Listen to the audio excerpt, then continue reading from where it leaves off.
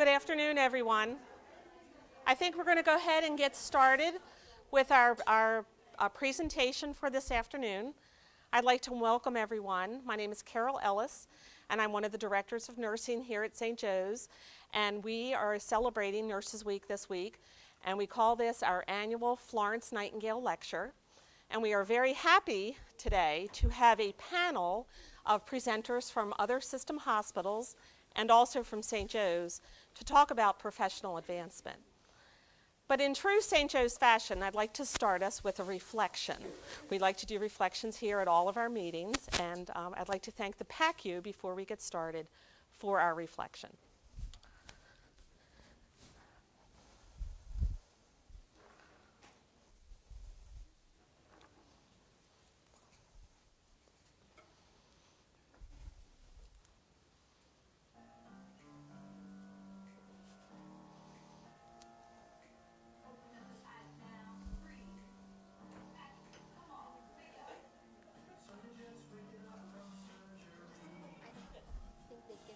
Oh.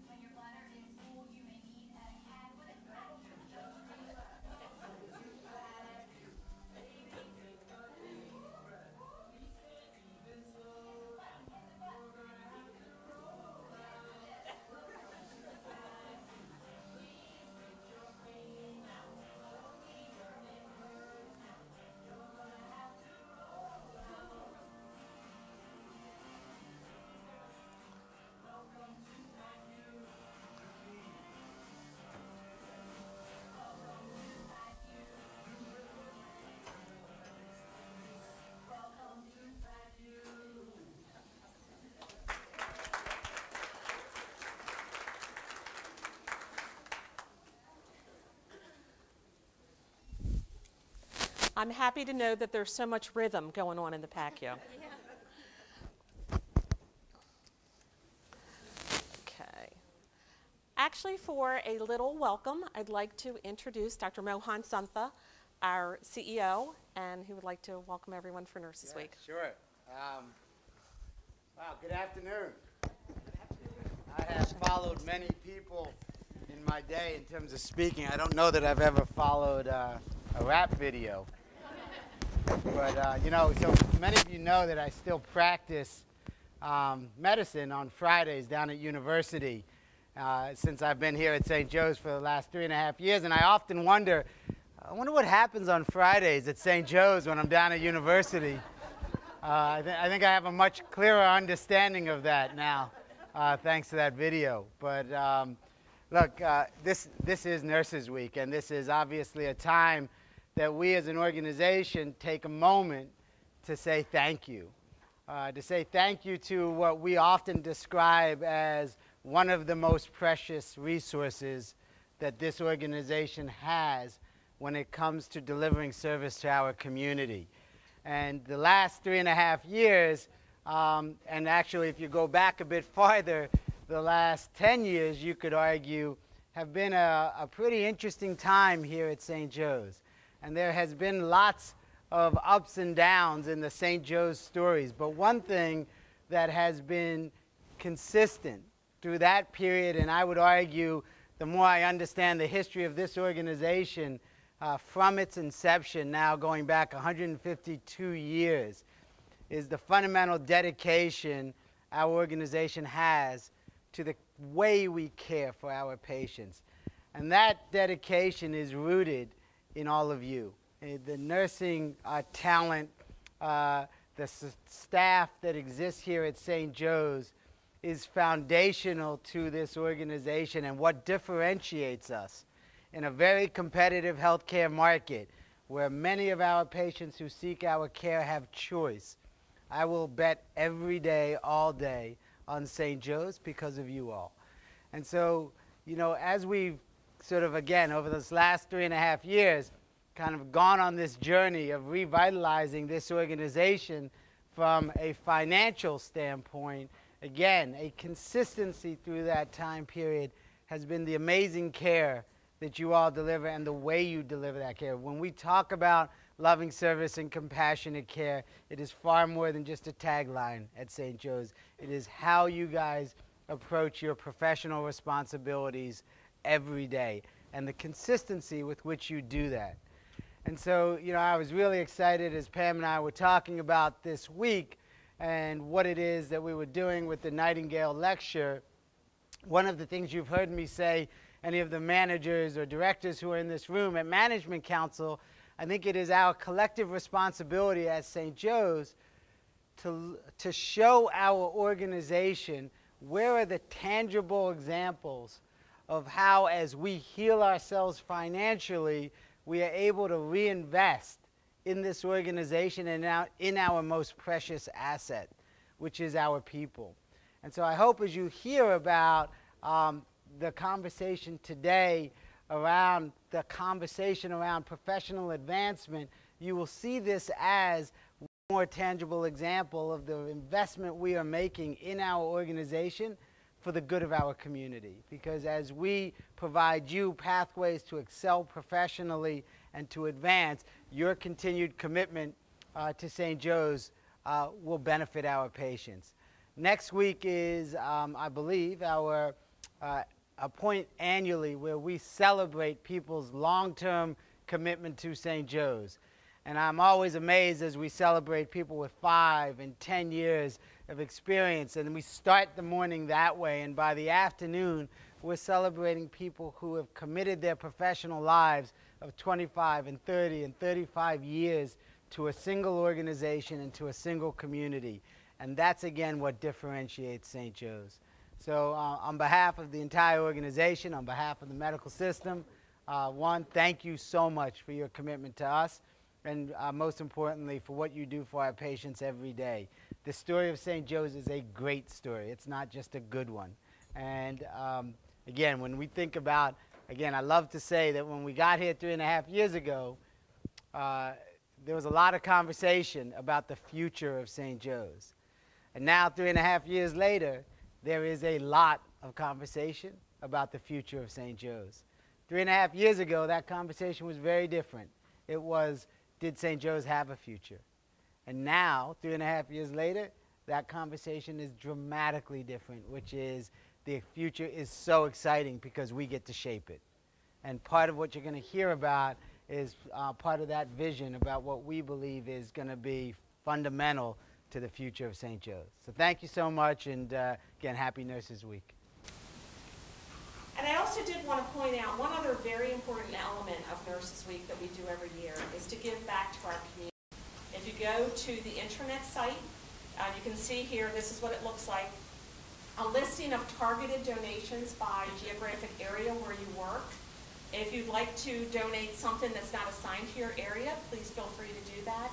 Our target to collect that information or those donations is on Friday, May 20th. And so Friday, May 20th, probably around noon, we'd love to take all of this stuff to the House of Ruth. We've donated to them. This is probably our third time for Nurses Week, and it is such a valuable organization for our community. So actually now, I'd like to formally introduce our professional advancement model, which we are referring to as our CARE model, which stands for Clinical Advancement and Recognition of Excellence. This is something that we've worked on for now quite a few years, and I'd like to say that we have borrowed this information from several different sources. St. Joe's previously had what we referred to as a clinical ladder then, and we had a clinical ladder for many years, and that clinical ladder was actually disbanded probably about 15 years ago when we moved to our current model of PCCs and clinical educators. Over the years, we've had a lot of folks who have expressed interest in going back to this. So about 3 years ago, as Dr. Sumter mentioned, right before our big transition, we had done a tremendous amount of work on a professional advancement model at that point. So we borrowed from information from 15 years ago, from information 3 years ago, and actually now we're very fortunate to be part of a system where we were able to really network with our other hospitals within the system, most specifically the Medical Center downtown. Good afternoon, everyone, and happy Nurses Week. My name is Shawnyetta Mitchell, and I'm with the Upper Chesapeake Health System. I've been with them for about 10.5 years now, and I am at the clinical ladder of level 4. And I have to say, I joined the clinical ladder about 3.5 years ago. I work in an outpatient wound care center, and I am the charge nurse there, and I definitely needed to lead by example. So if I wanted to mentor and encourage the rest of the staff to join the clinical ladder and to begin to develop their professional career, I had to walk the walk and not just talk the talk. So that's one of the reasons why I did it. Also to promote my own career. When you work, a lot of us that work at the bedside, we love what we do. We get really used to our roles at the bedside and in the clinical aspect. So when you start to advance on the clinical ladder, it gives you the platform to display any of your leadership skills. So for me, when I started doing the projects and doing talks and presentations and my expertise, it allowed me to meet other members of the staff, get used to knowing what a lot of our leaders in the hospital did. So I was able to move away from the bedside for a little while, but then come back to it. Also what it does, when you have a team that you work with and you all have some of the same goals, some of the same aspirations, it tends to lead to better patient outcomes. And when I say that, when you think about the tenets of your program, the leadership, the mentorship, the continuing education, when you have a group of nurses with those same goals, your patients tend to have better care and it's more centered. The patient advocacy is there and you see that. Also, just for myself, I always talk about intrinsic and extrinsic motivations. Yes, there is a monetary bonus and that is very rewarding, but also being able to have, being able to accomplish something to further your career also boosts your confidence. And if you have any other questions for me, I will be around here at the end. Thank you. Thank you. All right. Hi, guys. Happy Nurses Week. You all deserve the praise very much, all of your nurses. So I'm Val Leatherman. I'm from Upper Chesapeake Health as well. I have my clinical ladder 3.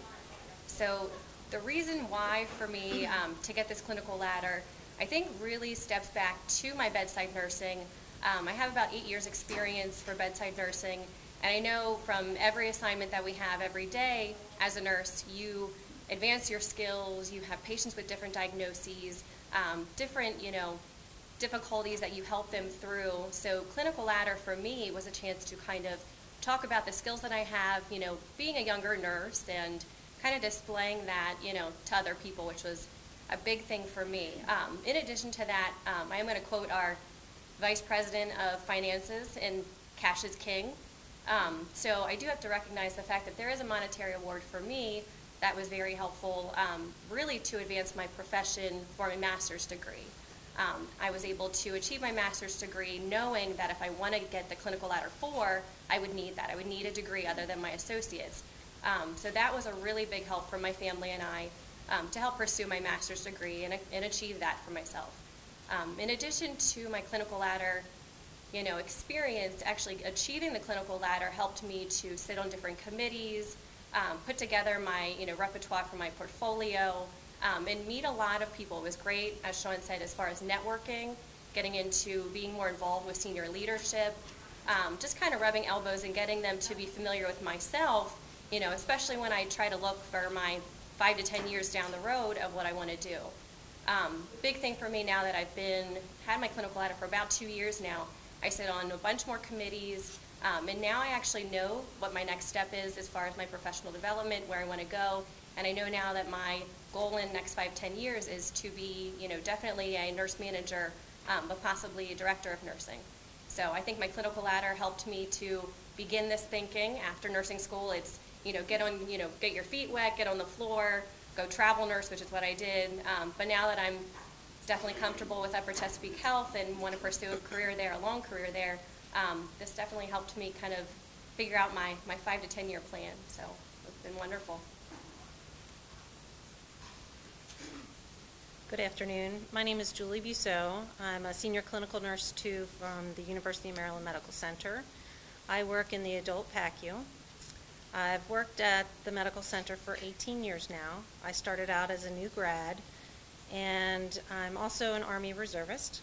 I've been in the Army Reserves for 25 years now. When our hospital developed our professional advancement model, I was actually deployed. And so when I came back, it was like, what is this? I didn't really know what it was all about, but I guess I still had my captain's rank somewhere in the back of my brain. And my nurse manager really encouraged me to go for advancement. I was kind of what you would call an informal leader on the unit. I had a lot of clinical experience. I precepted. They always gave me the most challenging people to precept. I ran charge. I was heading committees on the unit. So I did a lot of different things. And personally, I've never had a 5 or 10 year plan. I've just kind of gone where the wind has taken me. I've enjoyed the ride. I take advantage of where I am and learn new things with whatever position I've been in. And so I started to, get a lot of support and encouragement for advancement from my leadership. And so I started to investigate, and it really kind of was a roadmap for me. I had done a lot of things. I had a lot of experiences, and I consider, myself as, a high-functioning nurse on my unit. So what did this really mean? Well, certification. Start taking on projects, things that I felt like someone else always did. And can I really do those things? And so a lot of that encouragement from the people around me convinced me that it's worth taking the risk, and that you can achieve these things. And I got a lot of support, structural support from the medical center as far as continuing ed, education opportunities, things like that. And so I got my certifications and I started to take on different projects. At the time, our promotion process did not require that you write things up in a model, but my nurse manager recommended that I write my project up in the PDSA model. And I thought, what is that? We didn't do that when I went through nursing school way too many years ago. So I started to use it and write up my project with that, and I thought, I wish I had had this from the very beginning. And the process of putting my portfolio together was a learning experience in and of itself. It was a lot of work. I won't lie, it was a lot of work, but it was worth it because I learned even more just from having to put myself down in a professional manner. It made me really think of my career in a bigger light. And so I was successful when I went up for Senior Clinical Nurse 1, and then eventually up for SEN 2. And now I find myself, you know, when I first got promoted, I found myself, even though I had a lot of clinical experience, now I was kind of a novice again, because I was taking on a new role. And that was a little uncomfortable, but, you know, growing and developing tends to be uncomfortable. And so that, in and of itself, has also been very rewarding. That's all I have to say. If you allow me, I would like to stand because this dress is making me stop breathing. A few weeks ago, my son asked me if I could help him writing an essay about his journey to high school. And then weeks later, our Vice President, Dr. Stickles, asked me if I could come here today and speak to you about my journey to senior clinical nursing. And then I said to myself, wow, life is really full of journeys. So here I am. My name is Sheila Engabong. I'm a senior clinical nurse too from University of Maryland Medical Center. 12 years ago, looking back, I could say that I am proud of my achievements and what I've become as a nurse. The professional advancement model gave me the platform to fulfill my aspiration of becoming a better OR nurse. It gave me the opportunity to grow, improve my practice, and enable me to provide the best possible care to all my patients. I had a little OR experience when I was hired from the Philippines way back, and I wasn't sure of what to expect when I first got here. All I knew then was the door opened up wide for me with greater opportunities to explore possibilities. And because I came from a completely different world, I was faced with many challenges, but that did not stop me from showing my love and passion to the nursing profession. My passion and perseverance in making a difference in taking care of my patient became very obvious and noticeable to all my managers and colleagues. So when the professional advancement model was introduced to us in the operating room, I was immediately interested. In 2006, I got the promotion to Senior Clinical Nurse 1, and I became the service line coordinator for vascular and thoracic surgery. The promotion to Senior Clinical Nurse guided me to become a better leader and a role model. It also helped me learn the importance of staying humble, open, and available to learn every day. I really feel the sense of accomplishments whenever I was able to inspire and mentor a new nurse to be one of us. So as the duties and responsibilities of a senior clinical nurse grow, I discover more potential for process improvement and for interdepartmental collaboration. I started compiling all my projects and my works over the years, and as my portfolio grew, I knew that those achievements were worthy for advancement to Senior Clinical Nurse 2. So in 2014, I got the promotion.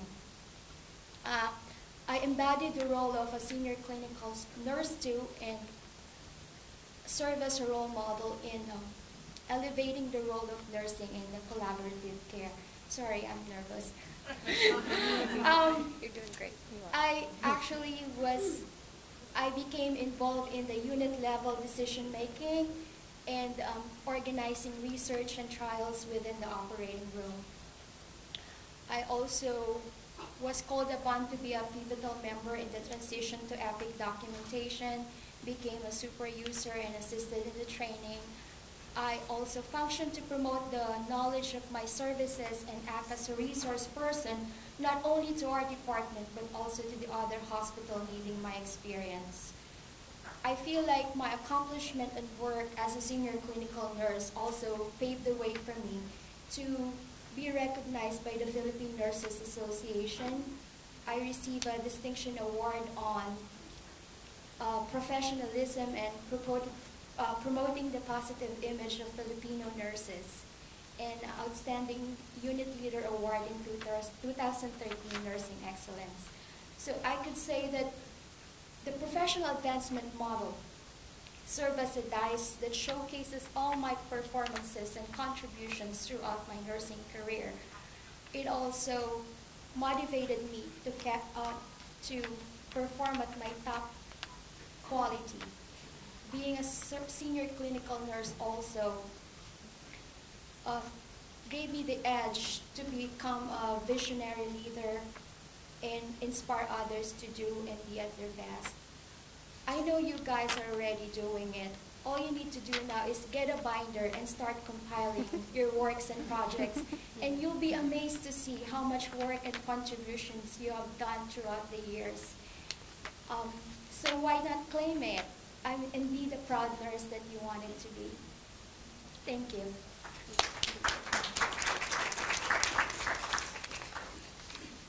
Hi, I'm Carol Schaefer. I'm a nurse on the 7th floor here at St. Joseph Medical Center.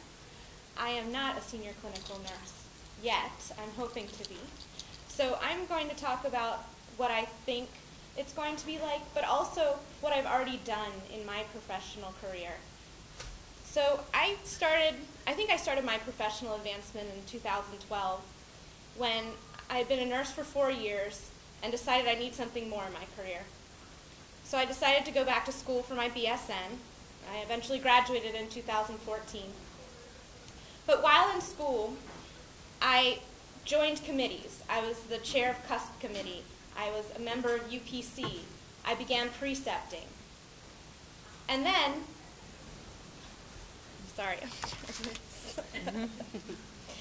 in 2013, I was offered an opportunity to help out with the Epic Go Live and became a dedicated clinical informatics nurse. In the summer of 2015, I was working full-time as an informatics nurse and only part-time on the floor. And I thought to myself, I think I want to go back to full-time nursing on the floor. I've developed myself professionally. I became, in a lot of committees, and I wanted to really bring that back to bedside nursing. So that's what I did. I started back in September 2015 full-time. Now, why am I telling you this? Not to brag about myself, but telling you this to show you how being involved within the organization, committees, the Epic Go Live, precepting, has really brought about a change in my practice and the organization's practice, and also helped me develop professionally and personally. The CARE model helps you do that while staying at the bedside, which is why I'm really excited about it. I feel really empowered. I've had lots of opportunities to go to conferences, Nashville, Tennessee Med-Surg Conference, Patient Safety Conference. I think I've become a better public speaker. Giving presentations at staff meetings, actually teaching the EPIC classes that some of you might have been in. And also through my BSN program, I gave a lot of presentations through that. It's helped me become more organized. And I think most rewarding right now is what I'm doing with precepting. I love to teach, and it really has increased my job satisfaction. School. For going back for my BSN, at first I felt like I didn't need it. I just wanted the title so I could, advance my career later in life. But then, going through the program, I developed what I needed to, for my journey for professional advancement. And then being involved in the organization and the committees really, this is my second bullet point, make sure voices heard throughout the organization and changes practice and makes practice better. So just a few examples of the CUSP committee I was on. We've increased safety in the workplace. We've increased patient safety. Cordless phones have been implemented on the 7th floor to prevent falls from nurses that are tripping over all the wires. With the patient safety, the CLABSI and CAUTI, we developed a plan, and the 7th floor has been a year free or more with CLABSI and CAUTI. So those alone are reasons why you should go into professional advancement to make a difference. In UPC and Nurse Practice Council, I feel well known and respected in the organization through that, through my peers, managers, directors. It's increased my job satisfaction and my personal self-image. Knowing that I'm making a difference, not just to the patients like we do every day on the floor, but to the organization as a whole. So the CARE model will really help recognize those who already are doing these things, and encourage others to do the same, which will make, in turn, St. Joseph's, which is a great place to work, an even better one.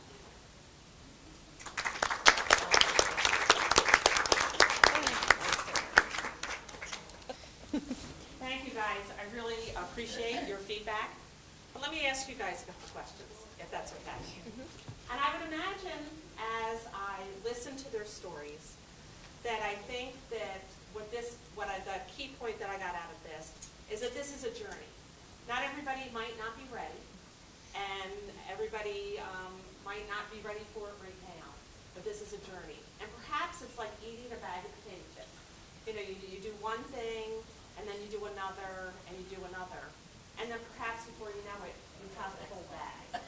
So I would look at this as our journey to professional advancement is really about having the whole bag. Because I think I've heard you guys say about increased job satisfaction. I've heard you talk about difference in patient outcomes, and just overall general challenging yourselves. We all love a good challenge, right? So for that, I commend you. But I did want to ask you two questions. And that is, if you had to say one thing that helped you be ready, to help you either be ready or to make that decision, is there one thing that anybody'd like to offer that really made a difference with you jumping onto the professional advancement model? I would have to say my manager.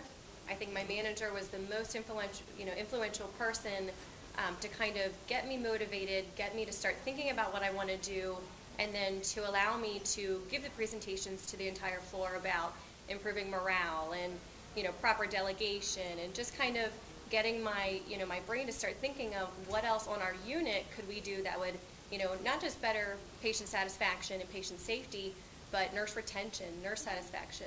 I think my manager was very influential with getting the ball rolling, but then when I was creating my portfolio, she was, very approachable about reading it, giving me the red ink all over it and corrective criticism and where I could improve and things like that. But I think, in addition to my manager, I would also say my mentor. So at Upper Chesapeake Health, we have a mentor that helps to guide you through the process, kind of, show you their portfolio or their clinical ladder. And I think, between the mentor and our manager, I don't think I could have, done it as well without them. So. Anybody else want to add? I was just going to say encouragement from others, whether it be the manager or your coworkers, and the recognition you receive when you, accomplish something. It really motivates you to go further. I just wanted to add to that, definitely the nurse manager and peers, their support.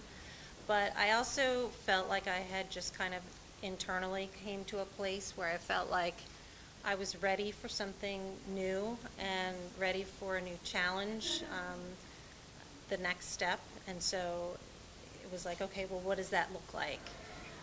I felt like I had kind of accomplished a lot of things already, and I needed something new. And just to piggyback on what you said when you talked about your peers, I came from a different standpoint when I was already in a leadership position. So therefore, I had a lot of my team members coming to me and I was mentoring them. So as I spoke earlier about walking the walk and talking the talk, what told me I was ready. He's like, I'm already here. I need to go to that next step. That way I can lead the way and mentor and precept them as well. And ever since I've been on the ladder, we've had 3 more team members in our department, which is very small. There's about 12 nurses who have also started on the ladder. Great, guys. Thank you for those responses.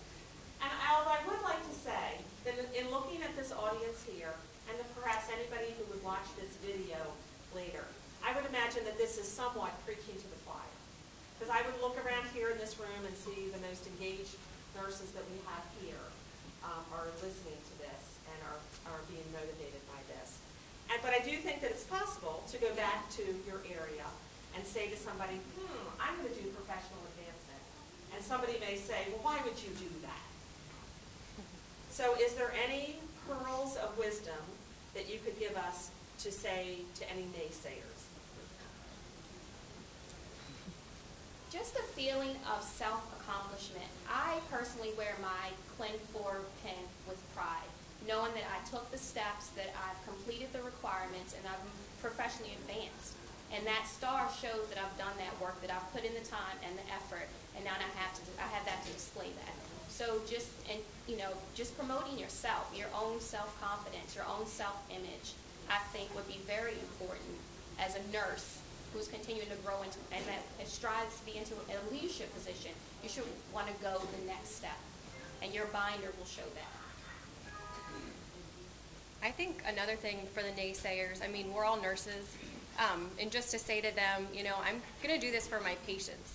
I'm going to do this to show my patients when they look at my badge and see my clinical ladder pin or my senior clinical nurse pin, that they have something to wonder and say, oh, they must have done something special to get there, and they must be taking really good care of me if they have that as their background.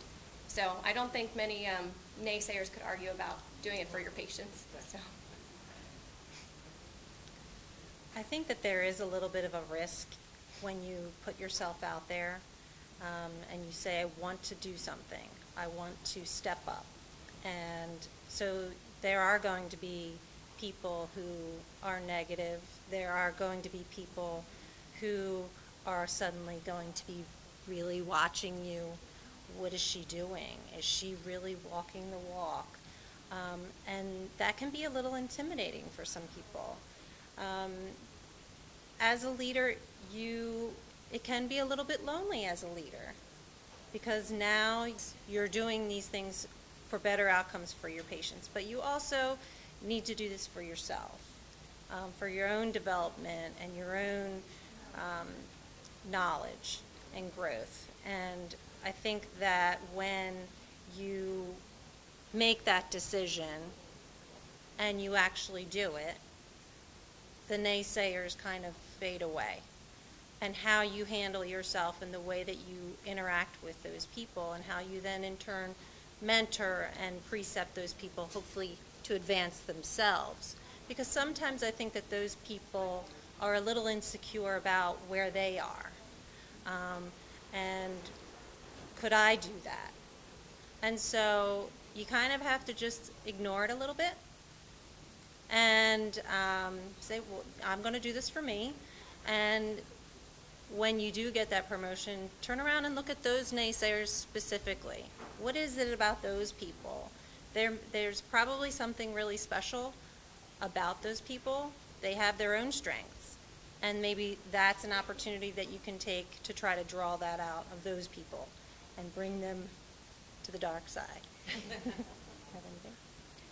Well, as for me, I don't see any negative in this, because it's all positive. Imagine you're already doing it. You just have to claim it. And I guess, aside from the monetary compensation, you also have plenty of resources, plenty of help. If you need,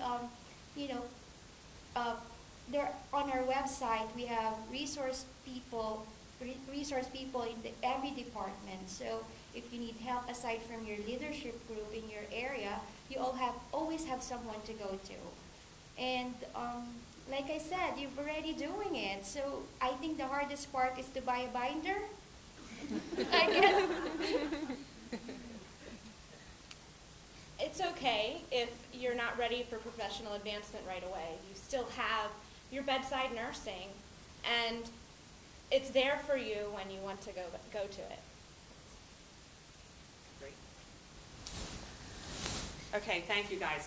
That's a great overview. I do want to say, to get to your point, we are going to provide the money. Good. So that removes any barrier. And we hope to, in the future, move to a pure electronic process for file management, but we think that that'll perhaps be in 2017.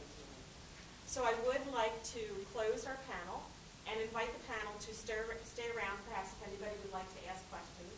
And I would like to point out to everyone that we do have a banner now on the intranet, that if you click on that, that'll take you to all the information about the professional advancement model, including how to apply, what is the policy, and what are the different forms. And there's a whole list of milestones, and there will be a whole list of mentors, too, on that website. So I look forward to seeing you guys on the ladder. Thanks.